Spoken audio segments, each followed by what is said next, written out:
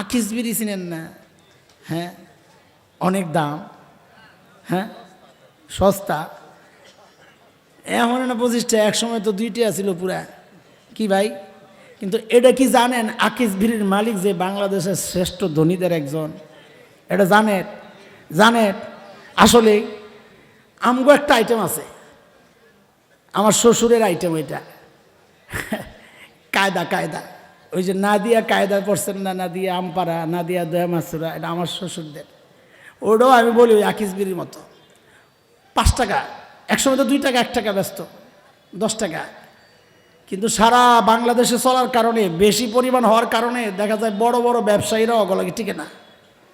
আকিস বিড়ি বেচা বেচারা কি কত হাজার কোটি টাকার মালিক হয়ে গেছে। কেন? অনেক অনেক অনেকগুলো মিললে একসাথে ভারী হয়ে গেছে। একটা মানুষ যখন প্রত্যেকটা মুহূর্তে সুন্নতের উপর চলবে, দেখতে দেখা যাবে ছোট্ট ছোট্ট আমল, কিন্তু হাসরের মাঠে যখন উঠবে দেখা যাবে ওই ছোট্ট আমলগুলো একসাথে হইয়া ফাম্মা মান সাকুলাত মাওয়াজিনু, তার নেকির পাল্লা ভারী হয়ে গেছে।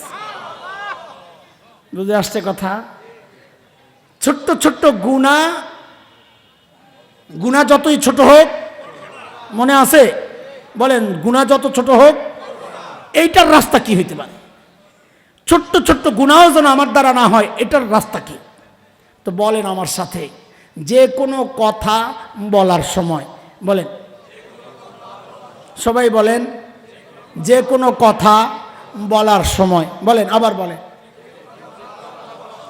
যে কোনো কাজ করার সময়, আবার বলেন তো, যে কোনো কথা বলার সময়, যে কোনো কাজ করার সময় একবার শুধু চিন্তা করব। বলেন, একবার শুধু চিন্তা করব। বলেন, এই বলার দ্বারা, আবার এই বলার দ্বারা, এই করার দ্বারা আমার আখিরাত বরবাদ হচ্ছে না তো?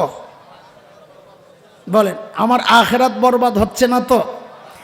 হ্যাঁ, যে কোনো কথা বলার সময় চিন্তা করবেন, এই যে বলতেছি, এই বলার দ্বারা আমার আখিরাতের ক্ষতি হইব না তো? দেখবেন গীবত করা বন্ধ হয়ে যাবে। কারণ গীবত করতে গেলে আপনি চিন্তা করবেন আমার আখিরাত বরবাদ, আখিরাত বরবাদ হইব, আমি করুম না।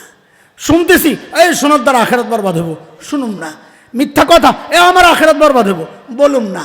হারাম কথা, আমার আখিরাত বরবাদ হবে, বলুম না। দেখবেন তখন সুবহানাল্লাহ ছাড়া কিচ্ছু বাইরে হয় না।